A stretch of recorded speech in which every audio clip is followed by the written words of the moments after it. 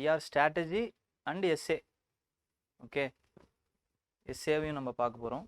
First அதுக்கு முன்னாடி ஐஆர்னா என்ன அப்படின்றது தெரியுமா? ஒரு ஐடியா இருக்கா? இன்டர்நேஷ்னல் ரிலேஷன்ஸ்னால் என்ன, யாராவது சொல்ல முடியுமா? It is all about taking independent decision. Okay, சில கான்செப்ட்ஸ்லாம் இருக்குது. இன்டர்நேஷ்னல் ரிலேஷன்ஸ் அப்படின்னா சில கான்செப்ட்ஸில் பேலன்ஸ் ஆஃப் பவர்னு ஒரு கான்செப்ட் இருக்குது. இந்த மாதிரி வந்து இம்பார்ட்டண்ட்டான கான்செப்ட்ஸ் தெரியாமல் you can't move ahead in international relations. Okay, இந்த மாதிரியான கான்செப்ட்ஸ்லாம் நீங்கள் பேசிக்காக வந்து பேசிக்ஸ் புக்ஸ் படிக்கும்போது நம்ம இதெல்லாம் தெரிஞ்சுப்போம். ஃபஸ்ட்டு இப்போ இன்டர்நேஷ்னல் ரிலேஷன்ஸ்னால் என்ன அப்படின்றத நம்ம பார்க்கணுன்னா சிலபஸ்லேருந்து தான் நம்ம போகணும். கரெக்டாக சொல்லுங்கள், சிலபஸ் என்ன? ஃபஸ்ட்டு இன்டர்நேஷ்னல் ரிலேஷன்ஸோட சிலபஸ் என்ன? JS2 கீழே வருதா? First India and its neighbors. Relation between India and neighboring countries. Second, bilateral, regional, global grouping.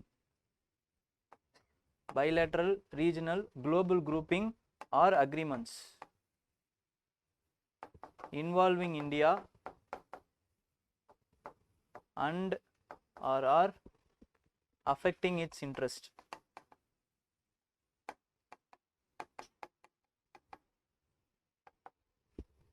This is second. Third என்ன? Effect of policies. Policies or politics. Effects of policies or politics of developed and developing countries on India's interest.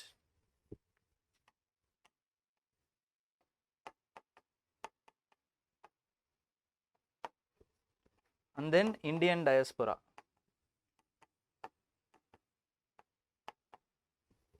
Then fourth is important international institutions and agencies, its structure and mandate. So இதுதான் அதோட portions. அப்போ இந்த போர்ஷன்ஸில் நம்ம என்ன பண்ணுறோம் அப்படின்னா வந்து இந்த போர்ஷனை விட்டு அவன் கேள்வியே தப்பாக வேறு எங்கேயுமே போக மாட்டான். இது வரைக்கும் 2013 நீங்கள் செக் பண்ணீங்க அப்படின்னா 2013 தான் போர்ஷன்ஸ் மாறுது. இந்த 2013 22 வரைக்கும் நீங்கள் செக் பண்ணீங்க அப்படின்னா இதுக்கு உள்ளே தான் இருக்கும். ஓகேங்களா? ஸோ ஃபஸ்ட்டு நம்ம என்ன பண்ணணும் அப்படின்னா வந்து we have to map the important topics which they have asked. Okay, first India and it's neighbour அப்படின்னா என்னென்ன கேட்டிருக்கான் அப்படின்னு பார்ப்போம். India and neighbour previous year question paper பார்த்தீங்களா? பார்த்துருக்கீங்களா? சரி, நெய்பர்ஸ்லாம் யார் யார் சொல்லுங்கள். ஃபஸ்ட்டு நேபாள்னு சொல்கிறீங்க, பட் அது கேட்கல. Okay, Pakistan, China, Sri Lanka, Bangladesh, Myanmar கேட்கல, வேற ஆப்கானிஸ்தான், அடுத்து பூட்டான், ஆனால் வந்து மால்தீவ்ஸ். ஓகே, இவ்வளோ தான் கேட்டிருக்காங்க இது வரைக்கும். Okay, and then China important, Sri Lanka important and Bangladesh is important. Pakistan is also important. மற்ற இது ரெண்டுமே வந்து சும்மா ஏன்னா because they are at that time they are in current affairs. So அந்த டைமில் இருக்க கரண்ட் அஃபேர்ஸில் இருக்கிற நெய்பரிங் கண்ட்ரிஸையும் பார்க்கணும். எப்படி பார்க்கணும் அப்படின்னா என்ன இஷ்யூவில் இருக்குன்னு பார்க்கணும். For example Afghanistan. was in news because of the withdrawal of the US army. Okay, for that இந்தியாவுடைய இம்பேக்ட் என்ன, இந்தியாவில் என்ன மாதிரியான இம்பேக்ட் இருக்கும், அந்த மாதிரி கொஸ்டின் இருந்துச்சு. So everything you have to see with respect to international relations is how it is affecting India's interest, how it is affecting India, what are all the impacts, what are all the changes. Okay, இந்த பாலிசினால என்னென்னலாம் இந்தியாவுக்கு affect ஆகுது, India என்ன பண்ண முடியும், future course of action என்ன, இப்படி பார்க்கணும். ஓகேங்களா. அதுக்கப்புறமா வந்து சைனா பார்த்தீங்கன்னா சவுத் சைனா சி பற்றி கேட்டாங்க. சைனாவில் பொறுத்த வரைக்கும் பாகிஸ்தானில் border disputes, obviously border disputes or terrorism and soft power வச்சு எப்படி வந்து அதை நெகோஷியேட் பண்ணுறதுன்னு கேட்டாங்க, soft power. Okay, and then in Sri Lanka they have asked about 13th amendment, and then current crisis, இந்த வருஷம் கேட்டது எக்கனாமிக் கிரைசிஸ் வச்சு கேட்டாங்க. ஓகே, ஸோ இந்த போர்ஷனில் அப்போ இது மூணு ரொம்ப ரொம்ப இம்பார்ட்டண்ட். அடுத்த important Bangladesh, and then contemporary neighbouring issues, அவ்வளோதான். அப்போ வேற என்னென்னலாம் நெய்பர்ஸ் இருக்காங்களோ அவங்களையும் நீங்கள் படிச்சு தான் வைக்கணும். But you have to give priority to first 3 இந்த டாப்பிக்கில். ஓகேங்களா. நெக்ஸ்ட் வந்து என்ன, நெய்பர் பார்த்தாச்சு. அடுத்து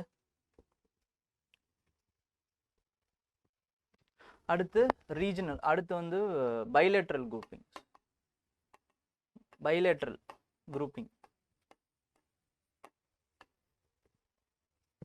பைலேட்ரலில் என்னென்ன பைலேட்ரல் இம்பார்ட்டண்டான பைலேட்ரல்னு பார்த்தீங்க அப்படின்னா,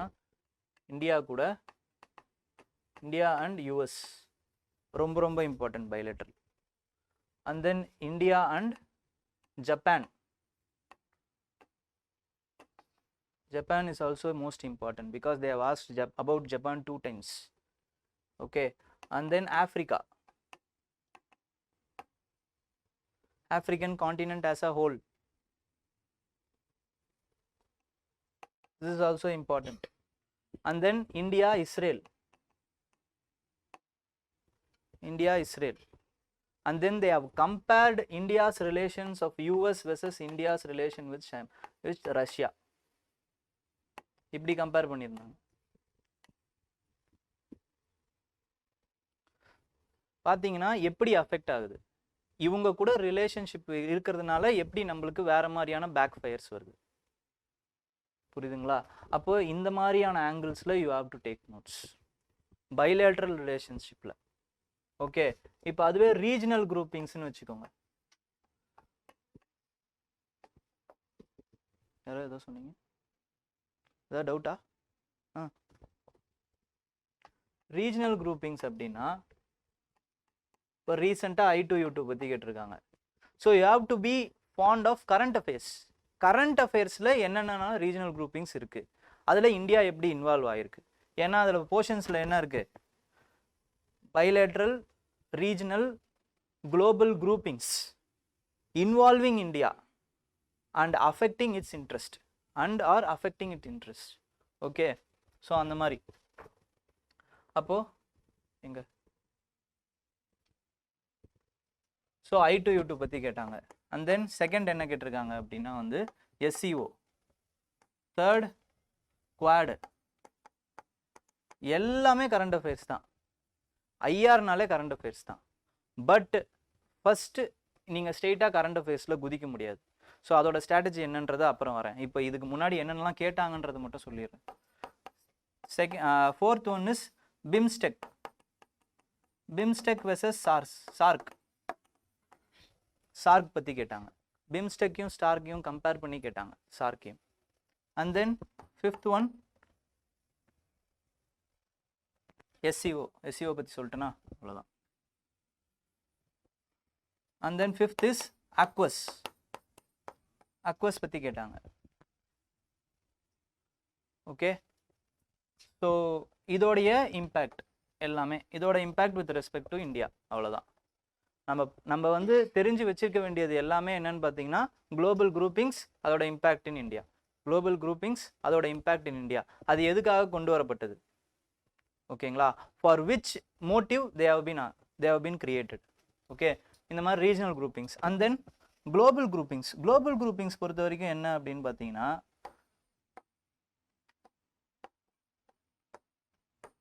இது வரைக்கும் கேட்கல. இம்பார்ட்டண்ட்டான விஷயம் என்ன அப்படின்னா, குளோபல் குரூப்பிங்கை இது வரைக்கும் கேட்கவே இல்லை. ஃபார் எக்ஸாம்பிள் G20 இம்பார்ட்டண்ட் தான், ஆனால் கேட்கல. G7 இருக்கட்டும், G20 இருக்கட்டும், இது வரைக்கும் கேட்டதே இல்லை. அப்போது இந்த வாட்டி கேட்கறதுக்கு நிறைய வாய்ப்பு இருக்குது. ஃப்யூச்சரில் கேட்கறதுக்கு ரொம்ப ரொம்ப இம்பார்ட்டண்டான வாய்ப்பு இருக்குது. ஏன் இம்பார்ட்டண்டான வாய்ப்பு இருக்குன்னு யாராவது சொல்ல முடியுமா? Yes, India is going to be the president of G20 for the next 3 years. 2 years or 3 years, I don't know. First next year, that's all. So next year அப்படின்னும் போது next year கேட்கறதுக்கு நிறைய வாய்ப்பு இருக்குது. What are all the chances? What are all the opportunities which we are having with G20? How we can brand our country? So இந்த மாதிரி எப்படி ஒன்றாலுமே நம்மளால் வந்து கேள்விகளை கேட்க முடியும். ஓகேங்களா? ஸோ அதுக்கேற்ற மாதிரி we should prepare. So global grouping இந்த வாட்டி ரொம்ப இம்பார்ட்டண்ட்டாக ஆக போகுது, ஆனால் இது வரைக்கும் கேட்டது இல்லை. ஓகே, நெக்ஸ்ட் வந்து என்ன அப்படின்னு பார்த்தீங்கன்னா, நெக்ஸ்ட் என்ன,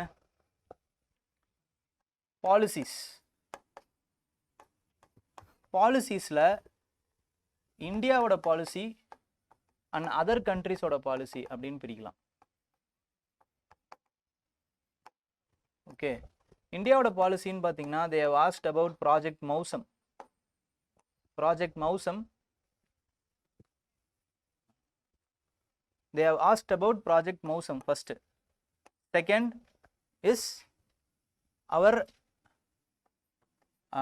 energy security policy.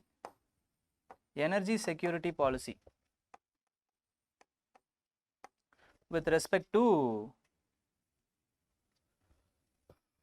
to Central Asia. Energy security policy with respect to Central Asia. And then they have asked about agreements.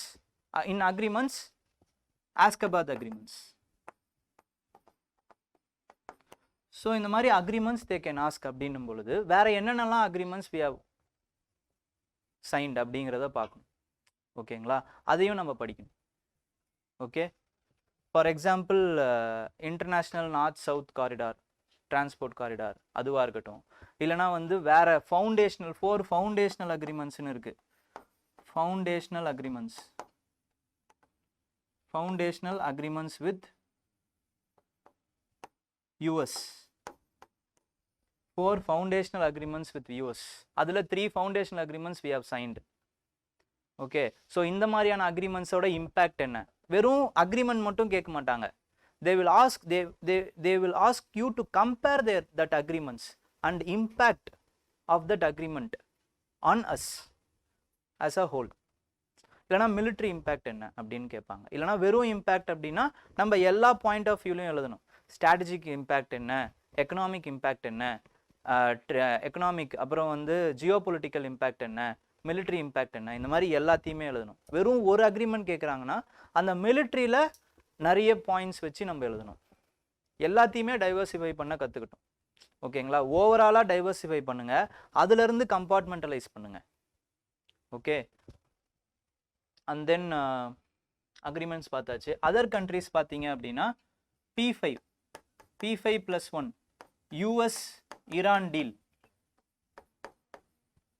and how it is affecting India. Oil policy, இந்த மாதிரியான விஷயங்கள். ஓகேங்களா, இப்படி நம்ம எழுதணும். US அண்ட் ஈரான் டீல், இதில் India delay ஆகலை, India உள்ள இல்லவே இல்லை. பட் வேற ஒருத்தருடைய பிரச்சனை நம்மளை எப்படி அஃபெக்ட் பண்ணுது. அதே மாதிரி ஃபார் எக்ஸாம்பிள் சவுதி அரேபியாவோட நியாக்குத்லா, where they have said about when you are recruiting 10 migrant laborers, you have to recruit one Saudi. How it is affecting India.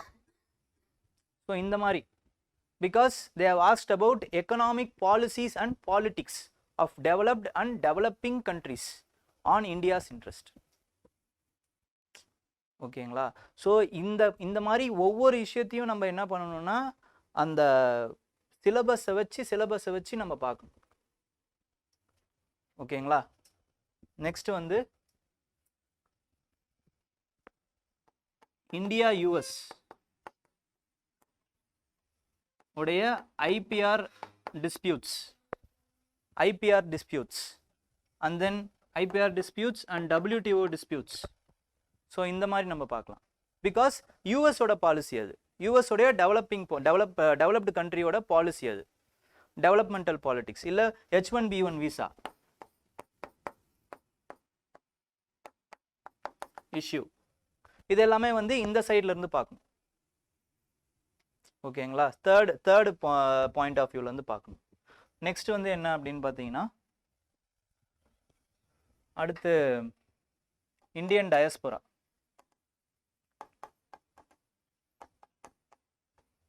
Indian diaspora வச்சு எப்படி கேட்டிருக்காங்க அப்படின்னா, they are almost as a soft power for us, okay, and they will impact us both on economical and societal point of view.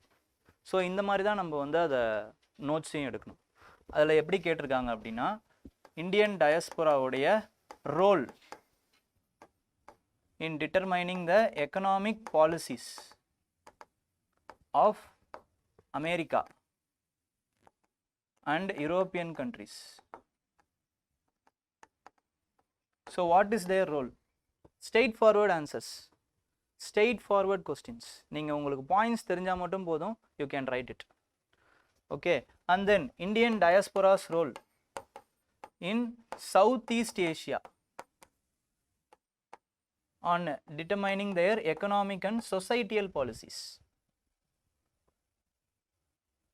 So என்னென்ன point வேணும் அப்படின்னா வந்து economic பாயிண்ட்டும் வேணும், சோஷியல் பாயிண்ட்டும் வேணும். வேற என்ன டைமென்ஷன்ஸ் இருக்கு அப்படின்னா கல்ச்சுரல் டைமென்ஷன் இருக்கு. ஓகே, சவுத் ஈஸ்ட் ஏஷியாவை பொறுத்த வரைக்கும் because Buddhism, okay, Ramayana, language all has been spread from here. Greater Indian culture, வாசுதேவ குடும்பகம், எப்படி வேணாலும் போட்டு நம்ம எழுதிக்கலாம். ஓகேங்களா? ஸோ அது ஒன்று.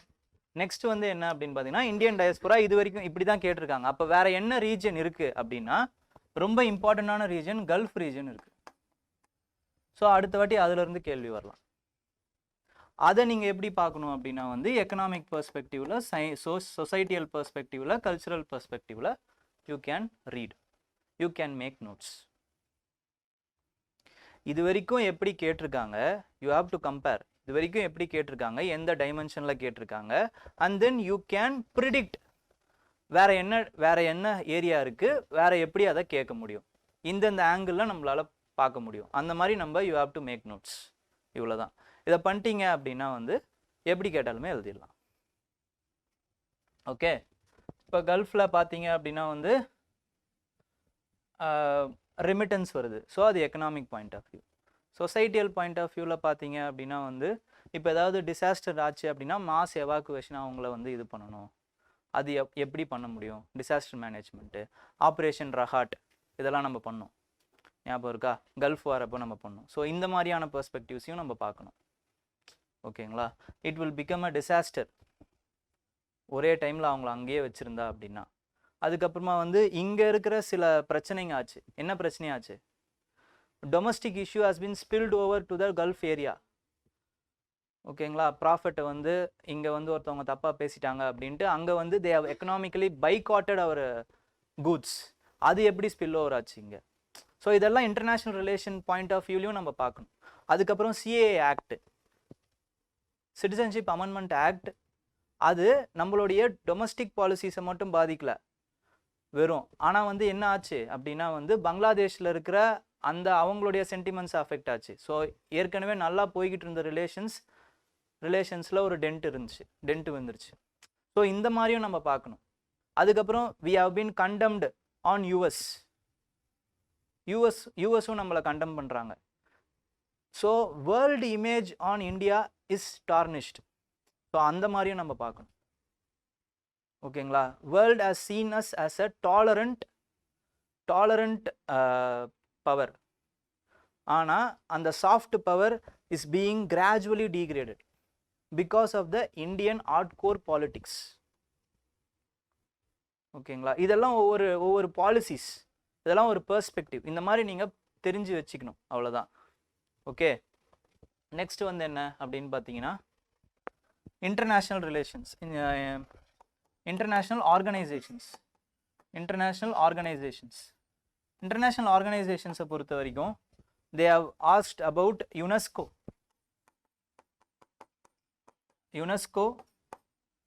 important, WTO important, and then ECOSOC, and then WHO, and then one time multidimensional poverty index, and then they have asked about environmental geopolitics, environmental related geopolitics latest, and then they have asked about World Bank and IMF. adula UNESCO and WTO is most important. You shouldn't miss those notes. ஏன்னா இதை யுனெஸ்கோவை 2 வாட்டியும் WTO 3 டைம்ஸும் கேட்டிருக்காங்க. So அப்போ எவ்வளோ important பார்த்துக்கோங்க. So இதுதான் overall picture. இது வரைக்கும் கேட்கப்பட்ட கேள்விகள் இன்டர்நேஷ்னல் ரிலேஷன்ஸ்லேருந்து இந்த மாதிரியான பெர்ஸ்பெக்டிவ்லேருந்து தான் வந்திருக்கு. அப்போது we have to map the topics. இப்போ மேப் பண்ணியாச்சு. ஃபஸ்ட்டு டாபிக்ஸ் எல்லாம் என்னன்றது நமக்கு தெரிஞ்சு போச்சு. இம்பார்ட்டண்டான டாபிக்ஸ் எப்படிலாம் வருது அப்படிங்கிறது நம்மளுக்கு தெரிஞ்சிருச்சு. ஓகேங்களா? பெர்ஸ்பெக்டிவ் தெரிஞ்சிருச்சு. இப்போ நம்ம என்ன பண்ணணும் அப்படின்னா அடுத்து படிக்க ஆரம்பிக்கணும். இம்பார்ட்டண்ட்டான விஷயம் அதுதான். கரெக்டாக? அதுக்கு சோர்ஸ் வேணும். சோர்ஸ் என்ன? ஃபஸ்ட்டு வந்து we have to be strong at basics strong ஆகணும் அப்படின்னா புக்ஸ் தான் படிக்கணும். ஓகேங்களா? 2 புக் இருக்குது, 2த்துல எது வேணாலும் நீங்கள் படிக்கலாம். ஓகே, பேக்ஸ் இண்டிகா அப்படின்னு ஒரு புக் இருக்குது, சசி தரூர்து, ஆர் இந்தியாஸ் ஃபாரின் பாலிசி. ஓகேங்களா? அது வந்து முகுந்த், ஐ திங்க்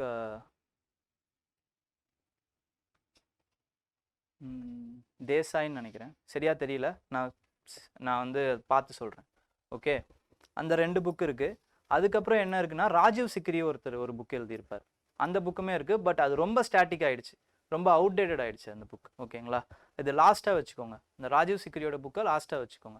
அதுக்கடுத்து இது வெறும் எதுக்கு அப்படின்னு பார்த்தீங்கன்னா வெறும் வந்து உங்களுடைய ஸ்டாட்டிக் போர்ஷனுக்காக மட்டும். நெக்ஸ்ட் என்ன அப்படின்னு பார்த்தீங்கன்னா உங்களோட கரண்ட் அஃபேர்ஸை அப்டேட் பண்ணிக்கிறது. கரண்ட் அஃபேர்ஸ் எப்படி அப்டேட் பண்ணலாம் அப்படின்னா நிறைய சோர்சஸ் இருக்குது கரண்ட் அஃபேர்ஸ்க்கு தான். என்னென்ன சோர்ஸ்னால் ORF important, observer research foundation அவங்களோட ஆர்டிகல்ஸ். நெக்ஸ்ட் வந்து ஹிந்துவில் வர ஆர்டிகல்ஸ்.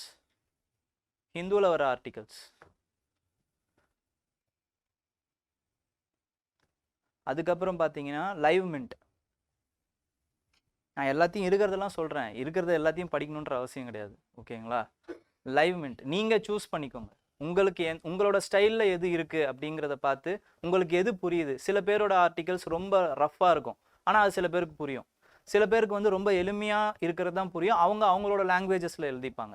ஸோ எல்லாத்தையும் நான் சொல்லிடுறேன், உங்களுக்கு எது வேணுமோ 2 ஆர்டிகல்ஸாக படித்து எதில் பிடிக்குதோ அதை பார்த்து நீங்கள் படிச்சுக்கோங்க. ஓகே, நெக்ஸ்ட் என்ன அப்படின்னு பார்த்தீங்கன்னா லைவ்மென்ட் சொல்லிட்டேன்னா அடுத்து வந்து ஃபோக்கஸ்னு ஒரு மேகசின் இருக்குது.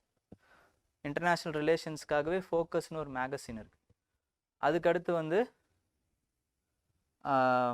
MEA website. இது ரொம்ப இம்பார்ட்டண்ட்டுங்க, மினிஸ்ட்ரி ஆஃப் எக்ஸ்டர்னல் அஃபேர்ஸோட வெப்சைட். அண்ட் தென் அவங்களுடைய ஆனுவல் ரிப்போர்ட்ஸ் இதெல்லாம் இருக்குது. அண்ட் தென் ராஜா மோகன் அப்படின்னு ஒருத்தர் இருக்கார், காலமிஸ்ட். அவர் வந்து இந்தியன் எக்ஸ்பிரஸில் எழுதுவார். ஓகேங்களா? அவருடைய ஃபாரின் பாலிசி ஆர்டிகல்ஸ் பார்த்தீங்கன்னா ரொம்ப நல்லாயிருக்கும்.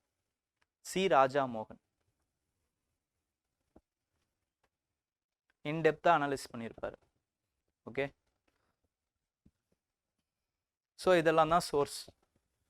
இந்த சோர்ஸை நீங்கள் எப்படி யூஸ் பண்ண போகிறீங்க அப்படின்னா first you have to hold hold on the subject, hold of the subject வந்து உங்களுக்கு தெரியணும். hold of the subject எப்போ தெரியும் அப்படின்னா நம்ம எதை நோக்கி போகிறோம் அப்படிங்கிற போது மட்டும்தான் தெரியும். இப்போ ஆல்ரெடி நம்ம என்னென்னலாம் படிக்கணும், எப்படியெல்லாம் படிக்கணும் அப்படிங்கிறத மேப் போட்டாச்சு. அடுத்து ஸ்டாட்டிக் போர்ஷனை நம்ம இதுதான் என்னதான் கரண்ட் அஃபேர்ஸாக இருந்தாலும் இதில் ஒரு ஸ்டாட்டிக் போர்ஷன் இருக்குது. என்ன ஸ்டாட்டிக் போர்ஷன் அப்படின்னா எப்படி இந்த நிலைமைக்கு வந்தது, how we have arrived in this particular situation அப்படின்னு ஒரு ஹிஸ்ட்ரி இருக்கும்ல, அந்த ஹிஸ்ட்ரியை நம்ம படிக்கணும். அதுதான் ஸ்டாட்டிக் போர்ஷன். அதுக்கு இந்த 2 புக் சொன்னல, இதை முதல்ல படிங்க. படிச்சிங்கன்னா உங்களுக்கு என்ன தெரியும்னா how evolved our foreign policy, எப்படியெல்லாம் வந்து we have evolved our foreign policy over the years. What are all the incidents which sculptured our foreign policy, இதெல்லாம் தெரியும். For example, in 1971 war என்னாச்சு அப்படின்னு பார்த்தீங்கன்னா ஷிம்லா அக்ரிமெண்ட்னு ஒன்று வருது. In Shimla agreement only we have decided that our dispute, border dispute will be settled by bilateral talks. ஓகேங்களா? அப்போ அதுல இருந்து நம்ம என்ன பண்றோம்னா பைலேட்டரல் டாக்ஸ் மட்டும்தான் இருக்கணும் அப்படிங்கிறது, அந்த ஒரு பார்டர் பாலிசி அப்படின்னாலே பைலேட்டரல் டாக்ஸ் தான் இருக்கணும், நாங்க 2 பேரும் தீர்த்துப்போம் இன் பீஸ்ஃபுல் செட்டில்மெண்ட் அப்படிங்கிற அந்த ஃபாரின் பாலிசிக்கு நம்ம அரைவ் ஆகிறோம். அதுக்கு ஷிம்லா அக்ரிமெண்ட் ஒரு இம்பார்ட்டண்ட்டான ஒரு டூலாக இருக்குது. ஸோ இந்த மாதிரி நம்மளோட எவல்யூஷனை நம்ம அதில் தான் படிப்போம். ஃபார் எக்ஸாம்பிள் அதே மாதிரி நாம் எப்படி நம்மளுடைய ஃபாரின் பாலிசியை செதுக்குது, நான் அலைன்மெண்ட்னா என்ன, ஓகேங்களா, நான் அலைன்மெண்ட்டுக்கு நம்ம ஏன் வரோம், இப்படிங்கிற அந்த விஷயங்கள்லாம் நம்ம அதுலேருந்து தான் வரும். ஓகேங்களா? அதே மாதிரி இப்போ ஏன் இப்படி டிசைட் பண்ணுறோம்.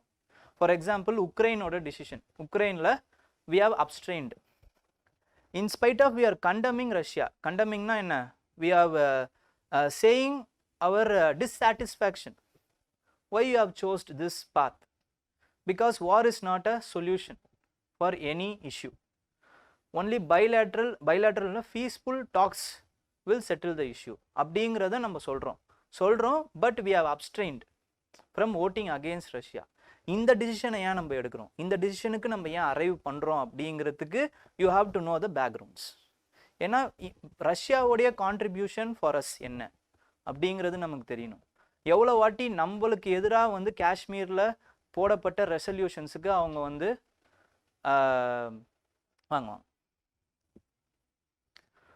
அவங்க வந்து வீட்டோ பவரை யூஸ் பண்ணி நம்மளை காப்பாற்றிருக்காங்க. எவ்வளோக்கு எந்த மாதிரியான கான்ட்ரிபியூஷன்ஸ், மிலிட்ரி கான்ட்ரிபியூஷன்ஸ் எப்படியெல்லாம் நம்ம பண்ணியிருக்காங்க ரஷ்யா நமக்கு. ஸோ இந்த மாதிரியான ஃபுல் பேக்ரவுண்டும் நமக்கு தெரிஞ்சால் மட்டும்தான் இந்த டிசிஷனை நம்ம ஏன் இப்படி அரைவ் பண்ணுறோங்கிறது நமக்கு தெரியும், ஈஸியாக தெரியும், நம்மளால் கனெக்ட் பண்ணிக்க முடியும். இவ்வளவும் நமக்கு தெரியணும், இவ்வளவும் நம்ம வந்து பேப்பரில் எழுதணுன்ற அவசியம் கிடையாது. பேப்பரில் எழுதுறதுக்காக நம்ம படிக்கல, பட் இதை ஈஸியாக புரிஞ்சிக்கிறதுக்காக இந்த ஃபுல் பேக்ரவுண்டும் நமக்கு தேவைப்படுது. ஓகேங்களா? இதுதான் மேட்டர். ஓகே, அதுக்கு அடுத்து வந்து பார்த்தீங்க அப்படின்னா you have to compartmentalise.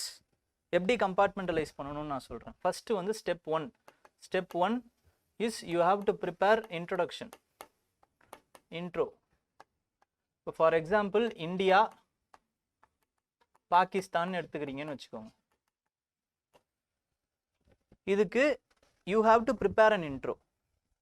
Okay, first நீங்களே எல்லாமே ரெடிமேடாக வச்சுக்கோங்க. அந்த இன்ட்ரோ எப்படி எடுக்கலாம் அப்படின்னா பேஸ்ட் ஆன் ஹிஸ்டாரிக்கல் பெர்ஸ்பெக்டிவாக இருக்கலாம். It can be of historical perspective and how well it fits the country fits with India's foreign policy or its contribution.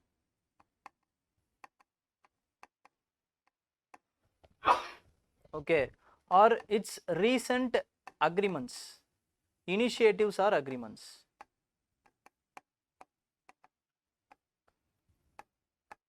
So இந்த மாதிரி நம்ம எடுத்து வைக்கலாம். ஒவ்வொரு கண்ட்ரிக்கும் நான் சொல்கிறேன். ஓகே, நெக்ஸ்ட் வந்து என்னன்னு பார்த்தீங்கன்னா ஸ்டெப் டூவில் என்ன பண்ணணும் அப்படின்னா வந்து ஃபோர் இதுவாக பிரிங்க. என்னென்ன அப்படின்னா வந்து convergence, divergence, cooperation,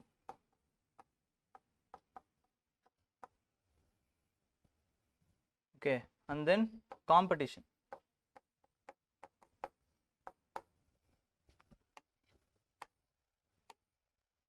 what are all the converging points we have with that particular country அப்படின்னு பாருங்க. ஓகே, ஆனால் ஓவராலாக பார்த்தீங்க அப்படின்னா என்னென்ன கன்வர்ஜிங் பாயிண்ட் இருக்கும் அப்படின்னு பார்த்தீங்கன்னா with respect to democratic values, நான் பாகிஸ்தானுக்கு சொல்லலை. Okay, with respect to democratic values இது வந்து நம்ம யூஎஸ் கூட வச்சுக்கலாம். யூஎஸ் எடுக்கும்போது இந்த டெமோக்ராட்டிக் வேல்யூஸ் இருக்குது அப்படிங்கிற மாதிரி. பட் ஓவராலாக பாயிண்ட் வந்து டெமோக்ராட்டிக் வேல்யூஸாக இருக்கலாம், இல்லைனா வந்து டாலரன்ஸாக இருக்கலாம். Tolerance society. அதுக்கு அடுத்து வந்து பார்த்தீங்க அப்படின்னா with respect to common problems ஏதாவது இருக்கலாம்.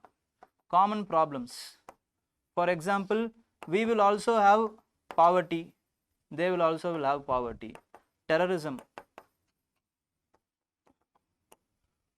disaster prone. இந்த மாதிரி காமன் ப்ராப்ளம் ஏதாவது இருக்கா கன்வர்ஜென்ஸில். Okay, and then our understanding and their understanding of world, global power or global peace. So இதெல்லாம் கன்வர்ஜென்ஸ் ஆகிற பாயிண்ட்ஸ். ஸோ இந்த மாதிரி மேப் பண்ணுங்க. அண்ட் தென் டைவர்ஜென்ஸ் அவங்களுக்கும் நமக்கும் எங்கெங்கெல்லாம் டைவர்ஜ் ஆகுது, இல்லைனா கான்ஃபன்ட்ரேஷன் எங்கெங்கெல்லாம் ஏற்படுது அப்படின்னு பாருங்க. For example border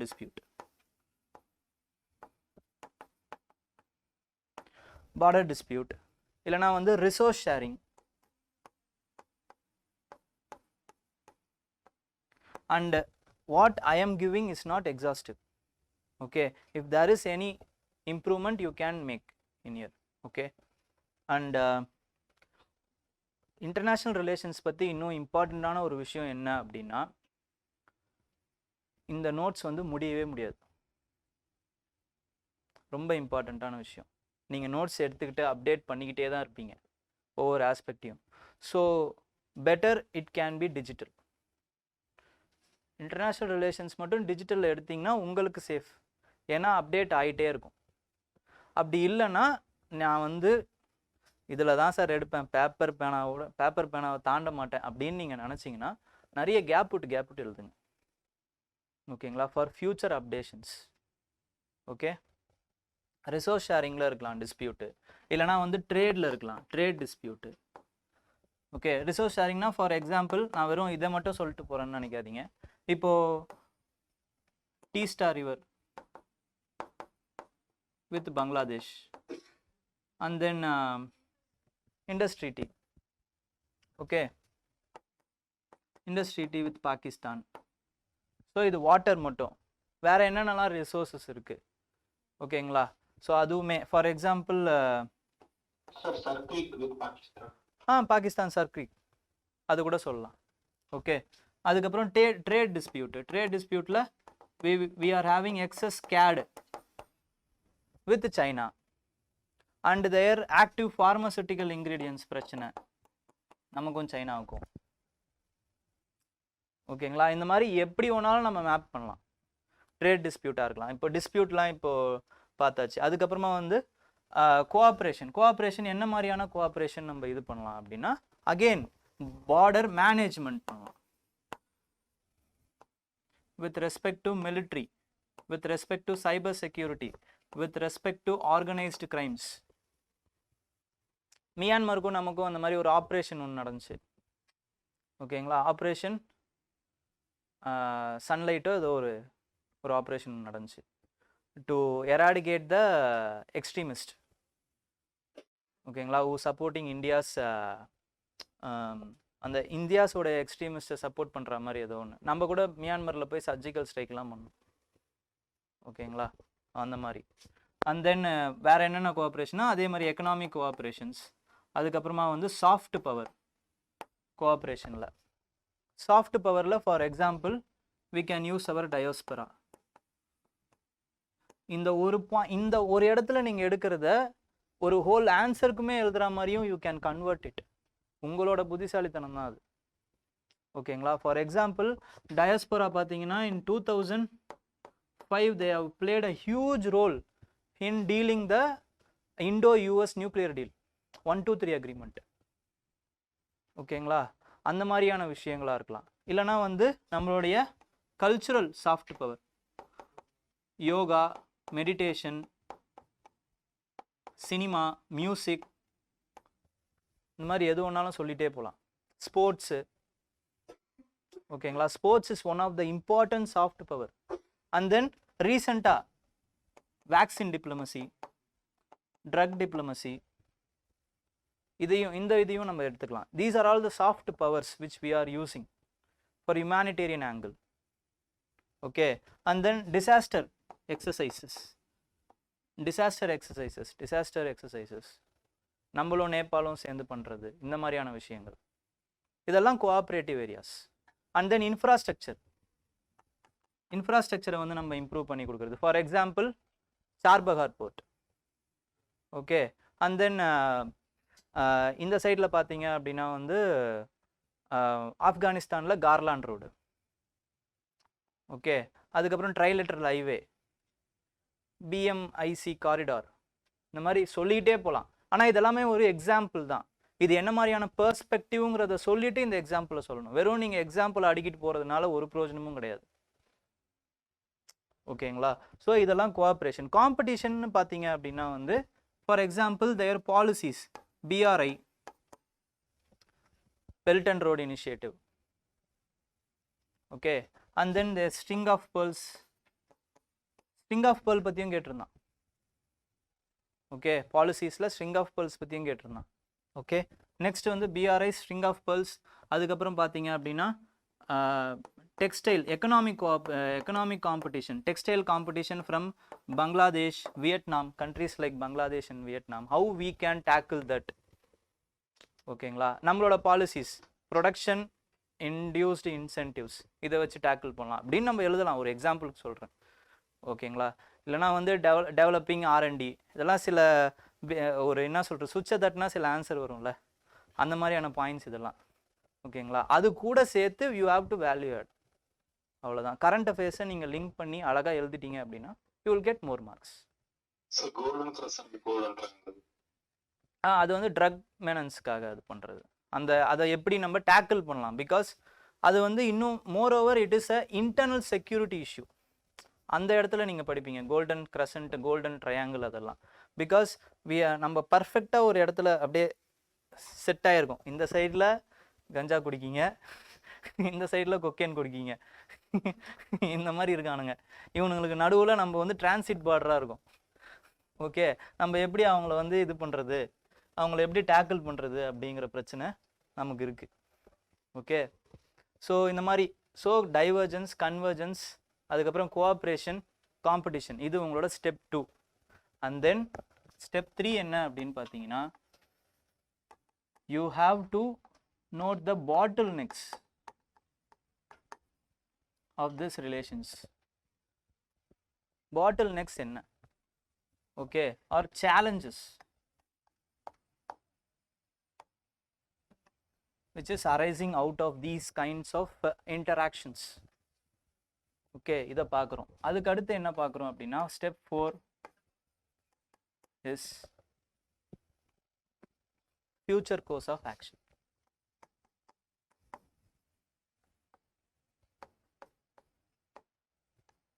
Future course of action.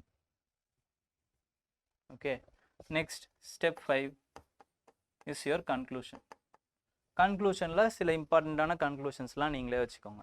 இதெல்லாம் மாற்றி ஒரு 4 கொஸ்டின் தாங்க கேட்பான். ஐஆரில் 4 கொஸ்டின் தான் கேட்க போகிறான். அதில் நீங்கள் தெளிவாக இருந்துக்கோங்க.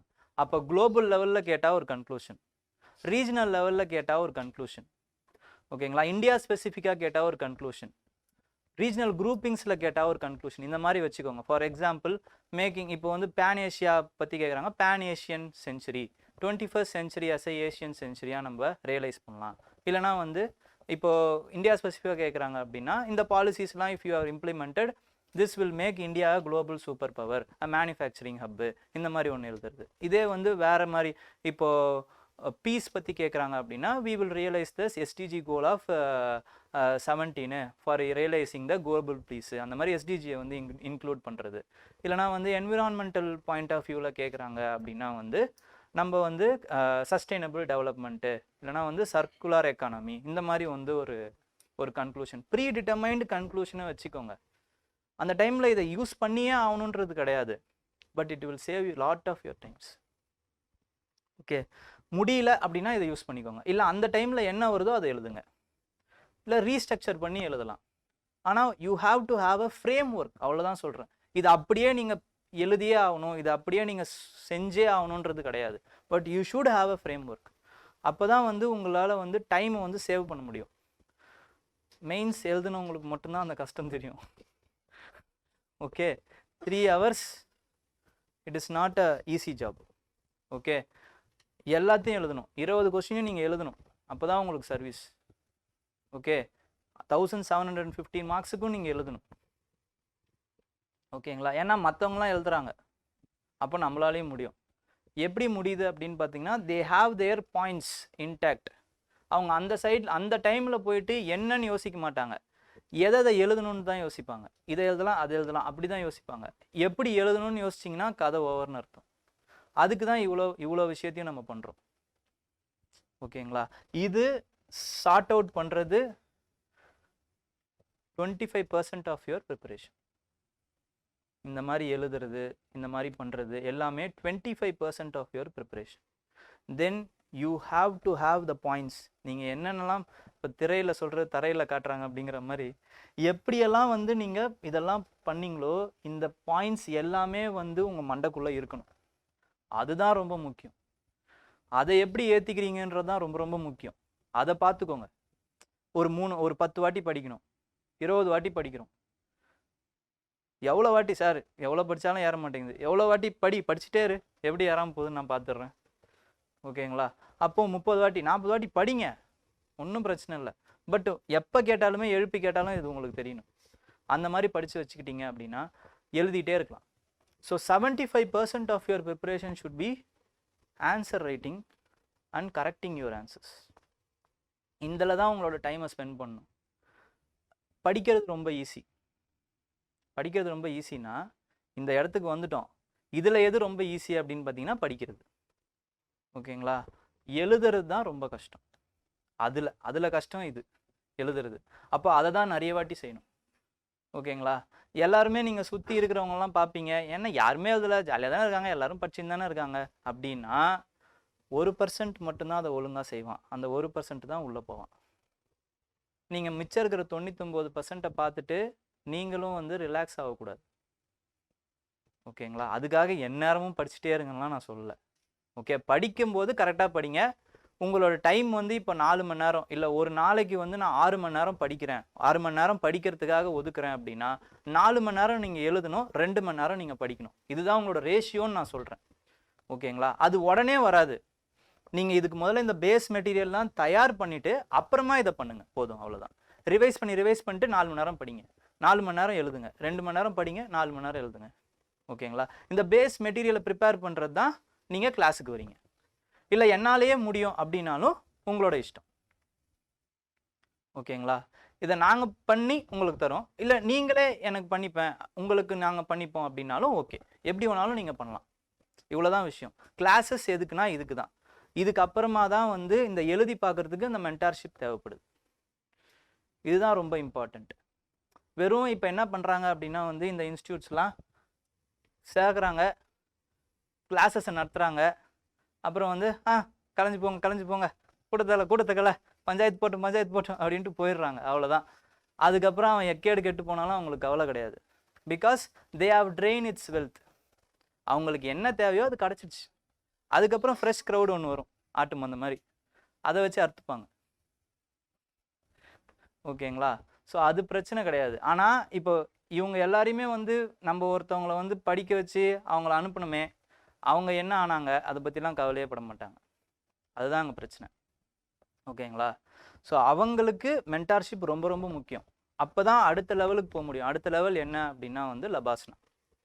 அதுக்கு நடுவில் நீங்கள் இது எல்லாத்தையுமே கரெக்டாக செய்யணும். உங்களோட பங்கு இதில் எவ்வளோ அப்படின்னு பார்த்தீங்கன்னா 80%. இன்ஸ்டிடியூட்ஸோட பங்கு எவ்வளோ அப்படின்னு பார்த்தீங்கன்னா 20%. இவ்வளோதான். அந்த 20%க்கு வந்து கிளைம் பண்ணிப்பாங்க, அடிச்சுப்பாங்க. இந்த இதுக்கு வந்து சிலுவையில் ஏற்றின இயேசுவோடைய துணியை அடிச்சுக்கிற மாதிரி அடிச்சுப்பாங்க இன்ஸ்டியூட்ஸ். என்னடா இங்கேயும் நீ வந்திருக்க, இங்கேயும் வந்திருக்க, எங்கே தாண்டா நம்புறது உன்ன அப்படிங்கிற மாதிரி. அவங்க ஒரு 1 லட்சம் கொடுத்தாங்க, இவங்க 2 லட்சம் கொடுத்தாங்க அப்படின்ட்டு அது வேறு போகும் சைடில். ஓகே, ஸோ இதெல்லாம் தாங்க. இப்போ இதில் ஏதாவது டவுட் இருந்தால் கேளுங்க, இல்லைனா நம்ம அடுத்து எஸ்ஏஸ்க்கு போகலாம். எஸ்ஏ ஒரு 2 டாபிக் நம்ம பார்த்துட்டு we can finish our class. இதில் ஏதாவது டவுட் இருக்கா? எப்படி ப்ரிப்பேர் பண்ணணும், வேறு ஏதாவது பாயிண்ட்ஸ் ஏதாவது எடுக்கணும், எப்படி எடுக்கணும், அப்படி ஏதாவது டவுட்ஸ் இருக்கா?